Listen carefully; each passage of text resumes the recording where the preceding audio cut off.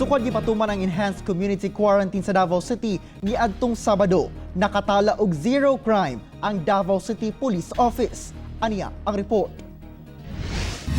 Sa drone footage nga kuha ni Murphy Caballero sa mga national highway sa Davao City, makita ang kahawan sa dalan. Layo sa naandang traffic flow, ilabi na pag rush hour.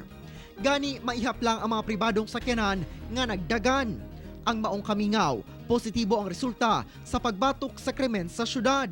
Sa 8 focus crimes nga mao ang homicide, physical injury, robbery, theft, rape, carnapping ug murder, sukad ni adtong Sabado hangtod na karong adlaw, walay natala nga krimen nga nahitabo ang Davao City Police Office.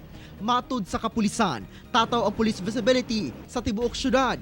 Hinungdan nga walay krimen nga nagakahitabo, ingon man walay naglatagaw sa kadalanan. Padayon na ato ang mga police operations na with regards sa kato implementation nato sa mga special laws o uban pa. Hinoon, dunay mga nadakpang mga masinupakon sa guidelines ubos sa pagpatuman sa enhanced community quarantine. Sama na lang sa curfew nga dunay nadakpang 29 ka mga violators, 7 sa liquor ban, 13 sa social distancing ug mass gathering. Usa lamang kini sa 46 ka mga control points sa gimontar sa Davao City Police Office aron masiguro nga kato lamang mga exempted ubos sa guidelines sa pagpatuman sa enhanced community quarantine din sa Davao City ang makagawa sa ilang balay ingon man makabiyahe.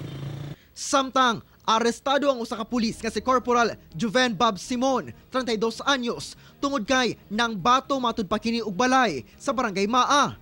Hubog matud pa ang pulis atong tungura. O tinuod na abtan siya dito mismo sa lugar nga nagreklamo nga na siya'y gihimo nga di maayo no katong pagpangbato o pagyawyaw dito sa complainant apil na tong mga tao dito sa area. Mag-atubang og patong-patong nga kaso ang maong pulis. Kauban si Joe Pascual sa kamera. Ako si Argil Relator para sa One Mindanao.